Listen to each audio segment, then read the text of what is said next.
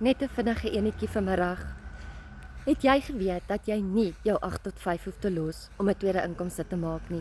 Ons weet almal, daai salaris is ons sekuriteit. Daai 8 tot 5 is ons sekuriteit. Ons kan nie bekostig om dit te verloor nie. Maar wanneer ons budget en iets gebeur onvoorsiene, dan val daai hele budget in mekaar en ons is in die rooi. So ek het verlede jaar Oktober maand besluit dat ek daai kettinge van geldtekort gaan breek met 'n tweede inkomste. Ek het iets gesoek wat nie my tyd van my familie gaan steel, die bietjie wat ek oor het in die aand nie, wat my nie gaan oorlaai met stres en werk nie, en wat vir my die geleentheid kan gee om as beginner en tech dummy te begin, en ek het dit gekry.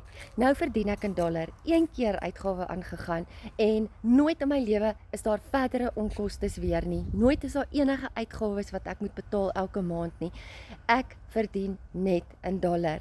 So as jy kan lees, jy kan stappe volg, jy het 'n 8 to 5 en jy het 'n paar minute in die aand of deur die dag en in jou teetyd, vra my vir daai plan. Ek stuur vir jou 'n 5 minute video en 'n gratis blueprint. Komment dan video. Lekker dag.